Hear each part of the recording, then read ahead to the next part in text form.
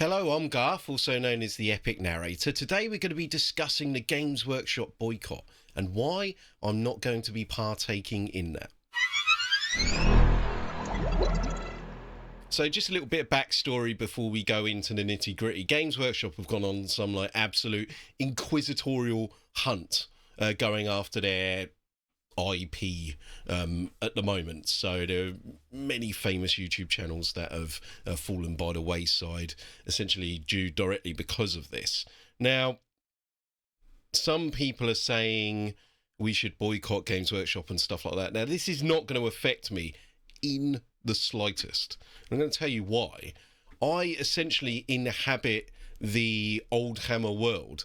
So by de facto, for the past 10 years, I have automatically been boycotting GW anyway.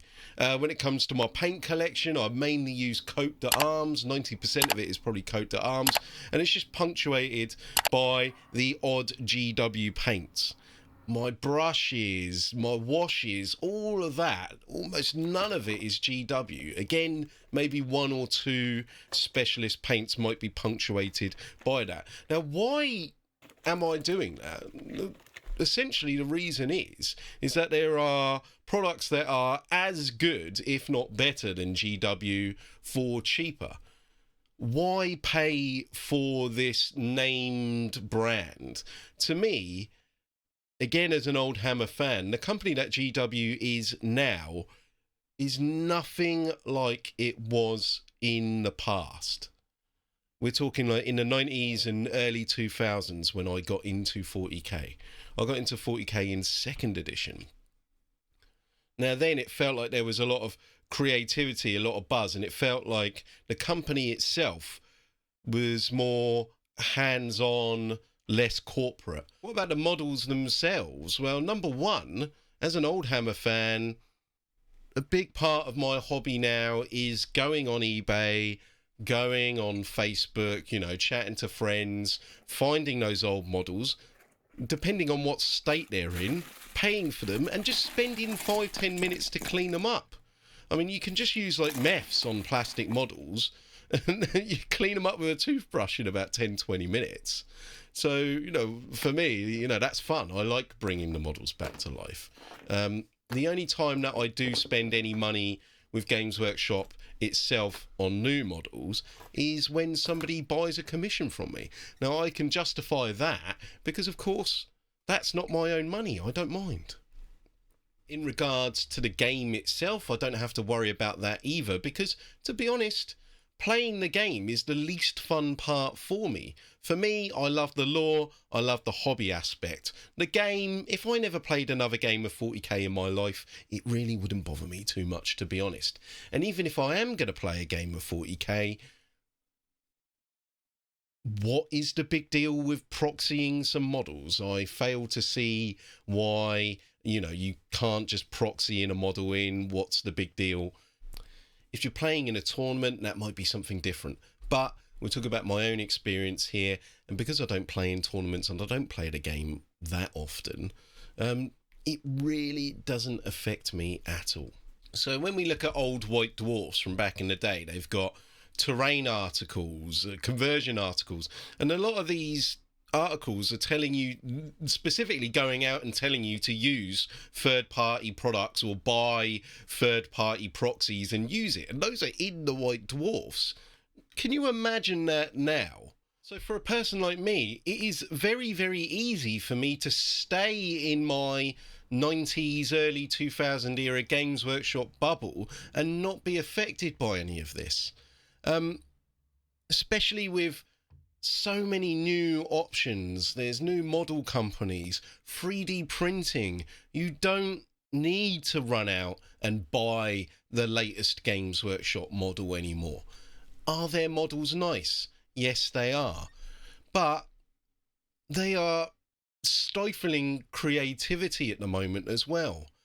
Like we just mentioned 3D printing there. And the fact that all of these models in as great and detailed as they are, with all of these super fancy poses, there's not many options there. And if you want to convert them, it's a bit of a job, isn't it?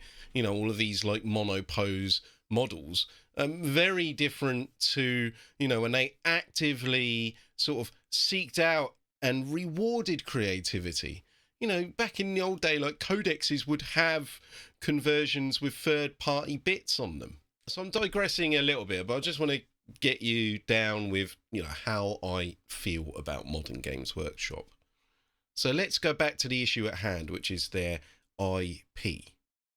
Everyone is acting as if like this is some absolutely unbelievable thing. Now, for me, who's been into the hobby as long as I have, this, unfortunately, has been Games Workshop's modus operandi for years now. Does anyone remember Damnatus? Right, so this was a fan-made film. I can't remember exactly off the top of the head. 2000 and something. This is a German fan-made film that I was really looking forward to back in the day, and obviously GW scuppered that. So now GW going after probably channels like my own and Alpha Buster, etc. This, for me, is not anything new and is not a surprise. And I'm surprised that it is a surprise for so many people, because Games Workshop have been doing this for years and years and years now. So what we're looking at now is not anything new. It's just Games Workshop returning to form. The last couple of years have unfortunately been the change from the norm, where they have let go of their IP a little bit and they have let people be creative. And it's unfortunate that they've turned their back on the fans in that sort of way. So to conclude, I will not be participating in the Games Workshop boycott because I'm doing that anyway. But if I see the odd paint or something like that, or if I do see a model that I really, really, really do like, yeah, I'm going to go out and buy it. But essentially, I haven't been a Games Workshop customer for years and years and years. So boycotting them is not going to make any difference to me. Another point would be, sadly, I do not think that boycotting Games Workshop will make even the slightest difference to them. They haven't listened to the fans for years.